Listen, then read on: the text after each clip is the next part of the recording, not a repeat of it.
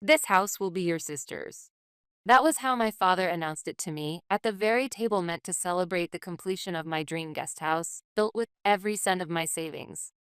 He said it as casually as if he were ordering a glass of water at a restaurant, not as a suggestion, not even as a question, but as a unilateral decree. My entire life had been guided by the word prudent. I never wasted money, never chased trends. I worked tirelessly and saved relentlessly, all for one goal: to have my own fortress, a small but sacred place that belonged solely to me, untouched by anyone else. The seed of that dream was planted back in my student years when I lived in a dim, cramped apartment. I would lie awake, holding my breath against the sounds of strangers seeping through the thin walls, staring at the stains on the ceiling. Again and again, I swore to myself, someday, I will create a place of true peace with my own hands. When I joined a construction company, I poured my very first bonus entirely into savings. That was the start of a long and grueling journey. Each time I declined an invitation from friends with the excuse, "Sorry, things are tight this month," my chest ached with guilt. Why work so hard? What are you doing it all for? Life is short. You should be enjoying it. My colleagues asked in bewilderment, and I would always smile and say the same thing. To build my own castle. One of them was a woman who joined the company the same year as I did. She threw herself into both work and love, radiant like the sun. When she announced her marriage and pregnancy, I congratulated her wholeheartedly. Yet deep down, I remember feeling a shapeless anxiety, as if time was flowing differently for me than for everyone else. I had not entirely given up on love. In my late 20s, I met someone I truly considered building a future with. He was gentle, and he respected my passion for work. But weekends, the time he wanted for dates, were for me precious chances to check construction sites or visit showrooms for new building materials. My head was always filled with work. I wanted to keep moving forward. "You're with me, but your eyes are always somewhere far away," he once told me. I knew then it wasn't the right time to be with him. So I chose to end it myself. The sting of hurting him and the loneliness of choosing my dream instead of love still linger inside me like a splinter that never quite disappears. Years passed. In exchange for what I had lost, my dream finally took shape. A white, modern guest house built on sunlit land in the suburbs. It was more than a building. It was my blood, sweat, and tears, my abandoned romance, my solitary youth. It was my very soul made visible. During the design phase, I devoured more than 100 architectural magazines, cut out images for scrapbooks, and debated endlessly with the architect until dawn. Even the seasoned architect, professional and detached at first, eventually yielded to my relentless passion. The house that emerged was my masterpiece, the crystallization of everything I had poured into it. Today was the modest housewarming party to celebrate its completion. Before hosting a larger gathering, I invited my parents, my sister, and her fiancé. The moment they stepped through the front door, they burst into delighted exclamations. "This is incredible! It looks just like a luxury hotel suite. You really have an eye for design. This open ceiling in the living room is amazing." My mother ran her fingers lovingly over the countertop of the custom-made German kitchen system. "How wonderful!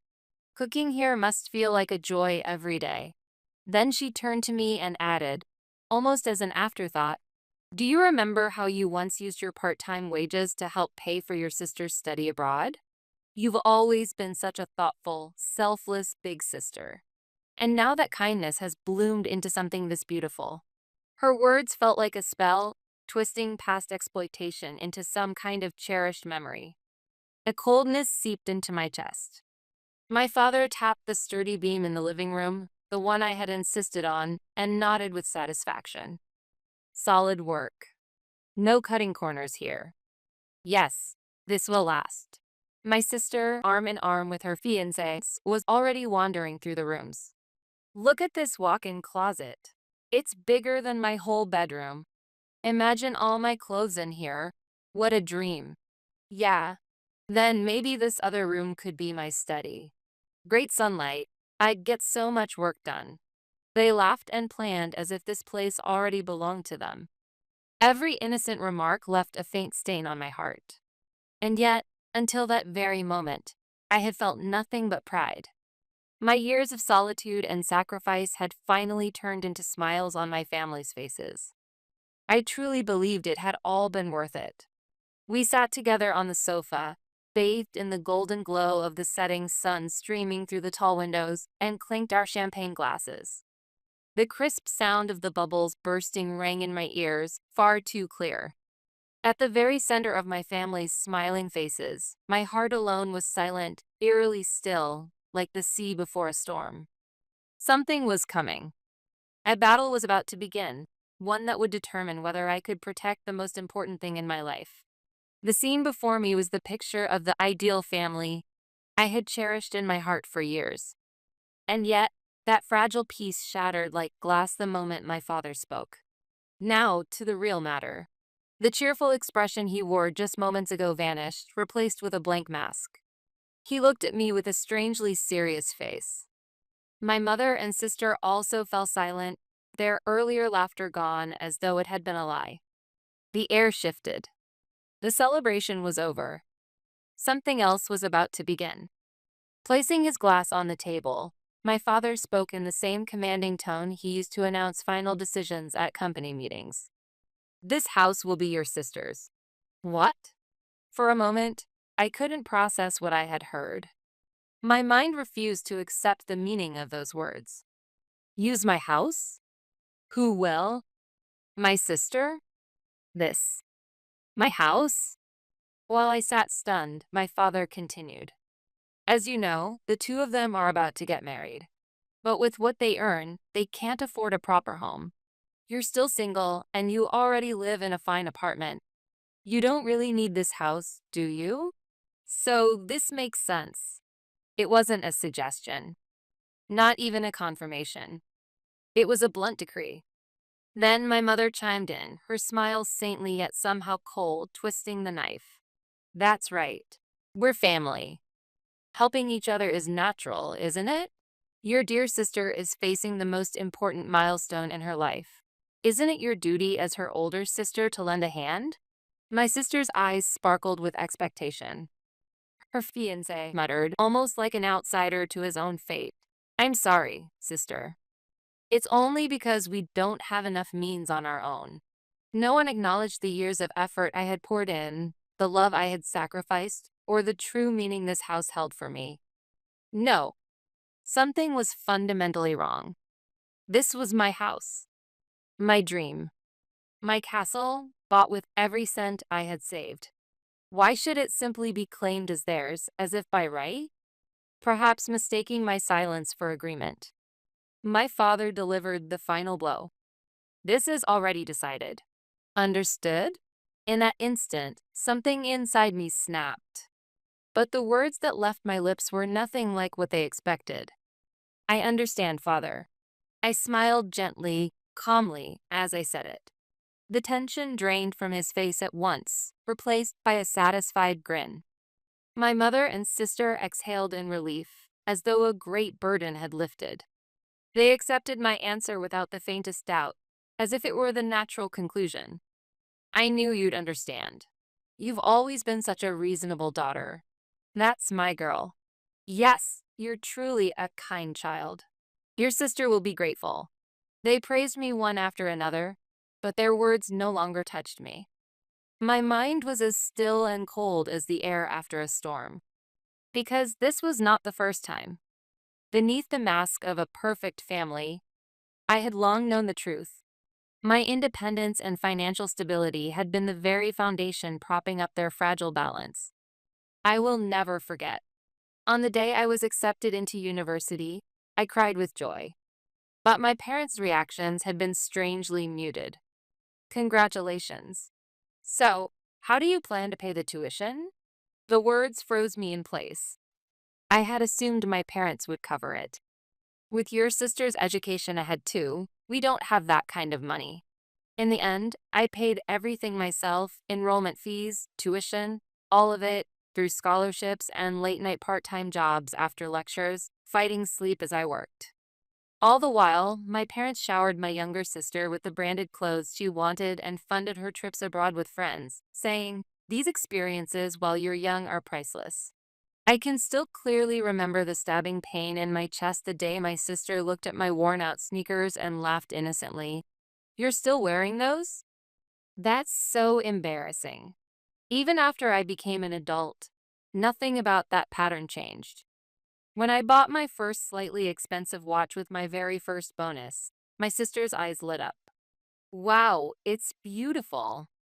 Let me borrow it," she said, taking it away. A few days later, she returned it covered in scratches. When I was heartbroken, my mother simply said, "I'm sorry, but she's still a child. You need to be an adult and forgive her." The money I worked so hard to earn somehow turned into family property. It vanished into a down payment for my sister's car, into part of my parents' home renovation costs, and countless other things. Because we're family. That phrase was always directed only at me, a convenient spell to make me sacrifice. So this time, I knew saying no outright would be meaningless.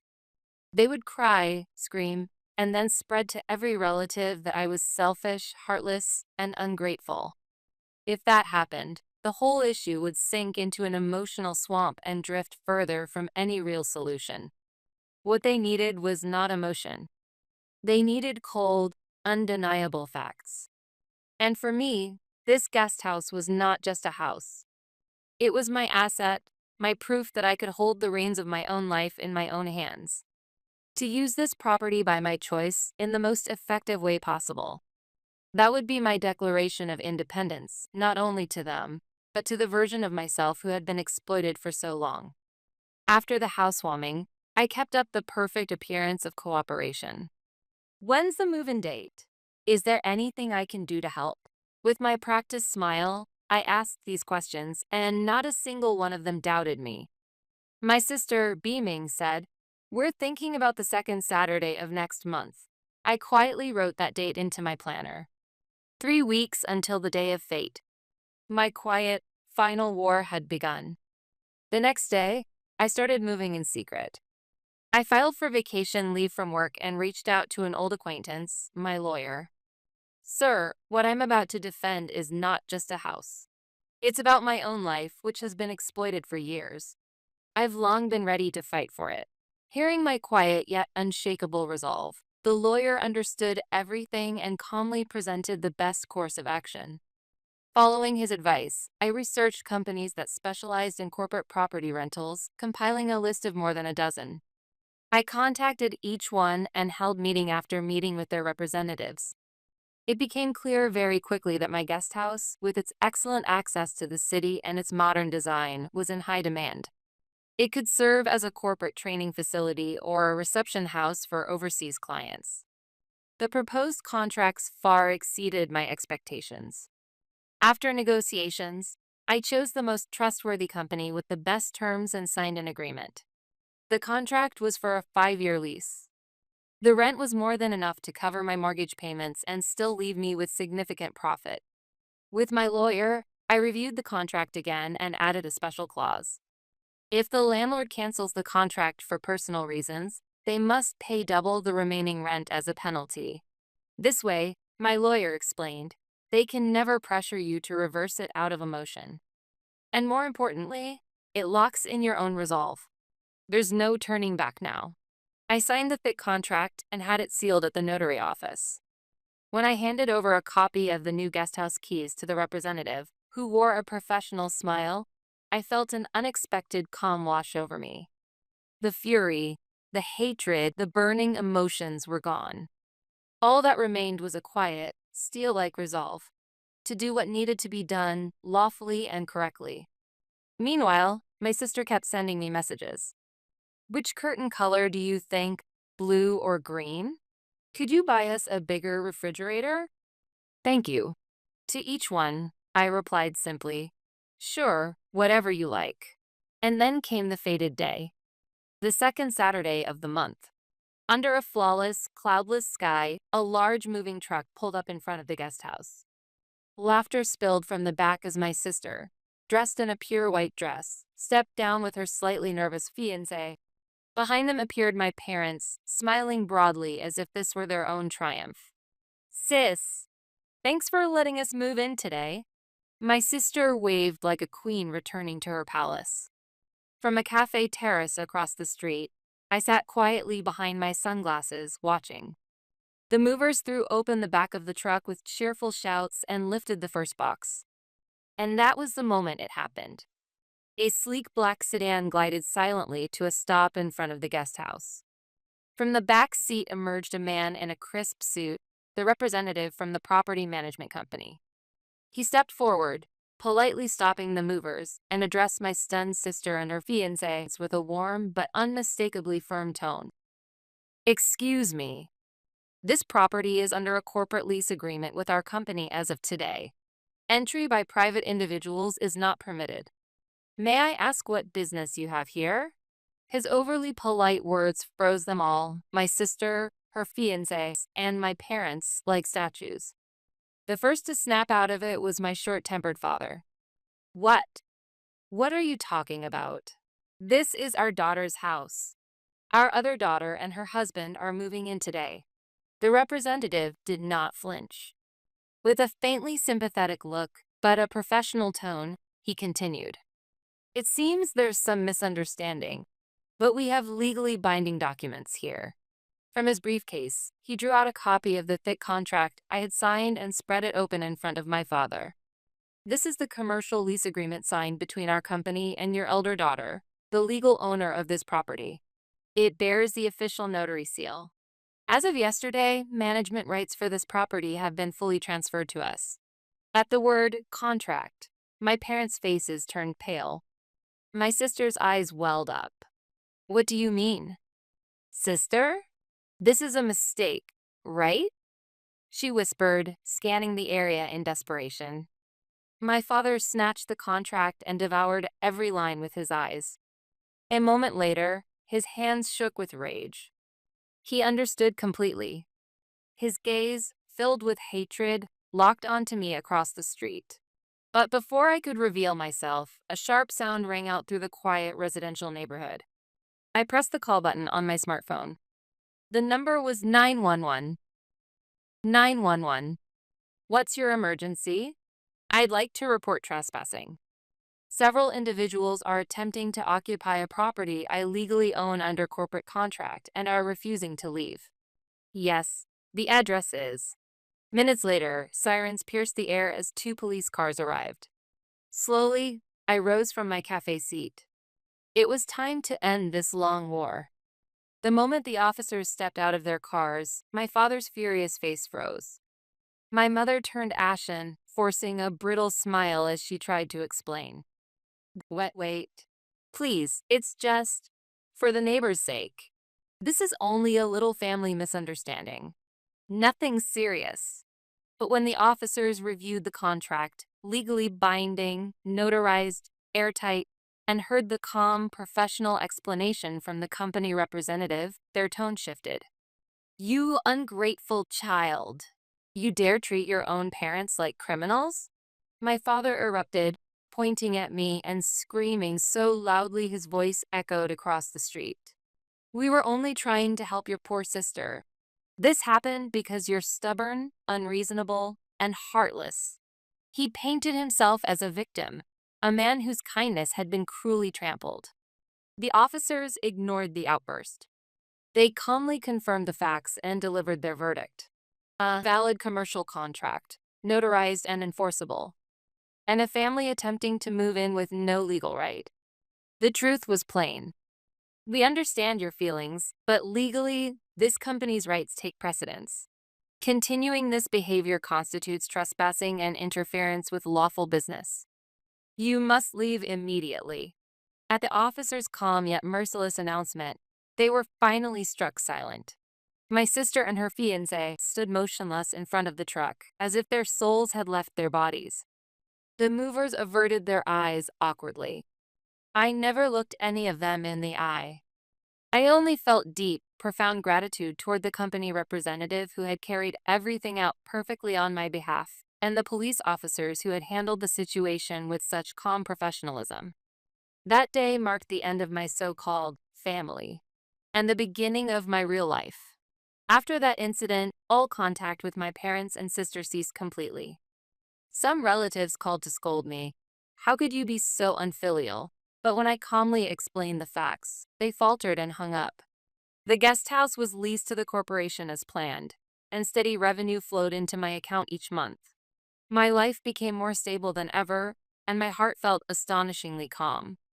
At last, I was free from the heavy, suffocating chains I had carried for so long. With both financial and emotional freedom, I began allowing myself the things I had once forbidden. I traveled through European museums I had always dreamed of visiting. I returned to the language studies I had abandoned in college. I even joined a weekend cooking class. I had never realized how profoundly nourishing it was to spend time and money solely on myself. The winds of fate began to shift about 3 years later. My mother's sister called me out of the blue. Your father and mother are in serious trouble. She explained that they had invested their retirement savings in an overseas scheme, hoping to grow their funds. It had been a classic scam, and they had lost nearly everything. The police told them it was impossible to pursue since the company was abroad. They were at a complete loss. The old me would have rushed to their side. I would have thought, I have to fix this, and emptied my savings to rescue them. But I was not that person anymore. All I said to my aunt was, "Thank you for letting me know." And I ended the call. For a moment, I thought. Inside me, two voices clashed. One cold, saying, "They brought this on themselves." The other gentle, whispering, "But still, they're your parents." And so, I made a decision. Instead of sending money, I reached out to a college friend, a lawyer with expertise in international financial crimes. I explained the situation. He prepared a detailed report outlining the fraud, the possible legal avenues, and a list of specialized agencies they should contact. I mailed that report to my parents anonymously, without even signing my name. That was the greatest act of sincerity I could offer. Months later, my lawyer handed me a letter from my father. I opened it cautiously. Inside were several pages of handwriting, a long message. He wrote that thanks to the report I had sent, they had found the right specialists after all. It took time, but they managed to recover part of the stolen funds. And then came words I had never once heard from him before. If not for your help, we would have lost everything and been left on the streets. You were always the one who was right, the smart one.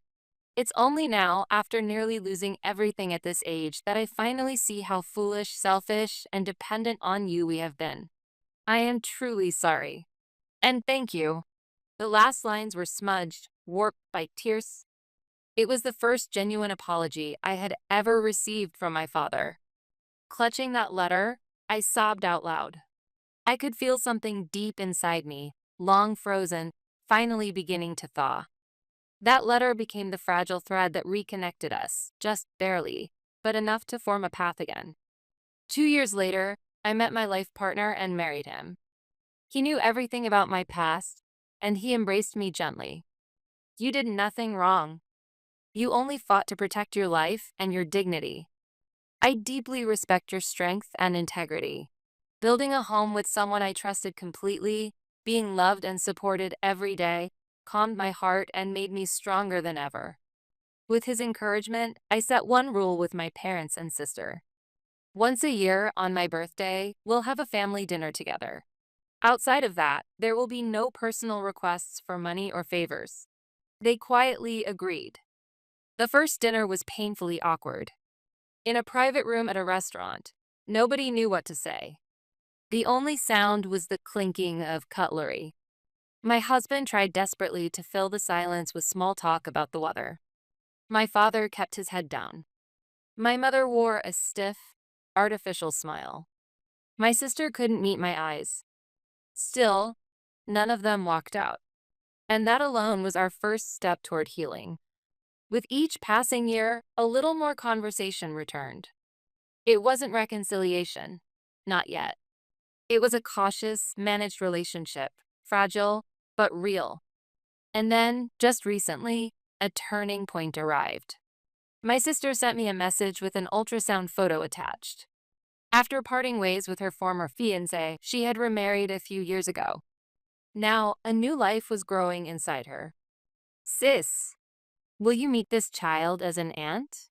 Her message was filled with plain, sincere words about the hardship she had endured, the growth she had found through working multiple jobs to support her family, and her deep regret for the past.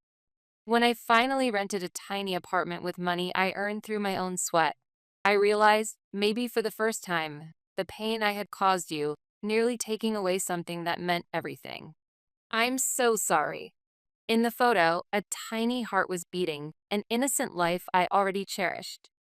This child had nothing to do with the ugly conflicts our generation had carried on. And at that very time, I had just learned that a new life was growing inside me as well. I was going to be a mother.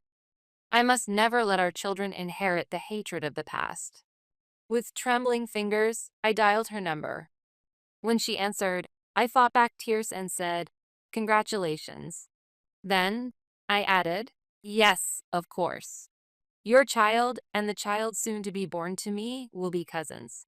From now on, let's truly become a family in a new sense." It was like the first warm light of spring after a long, long winter. I had lost much. I had been deeply wounded. But I had reclaimed control of my life with my own hands. And now I was beginning to build a new kind of family, also with my own hands. My castle was no longer mine alone. It would stand as a lighthouse, shining softly over the children soon to be born, and over a family determined to rise again from the wreckage of its past.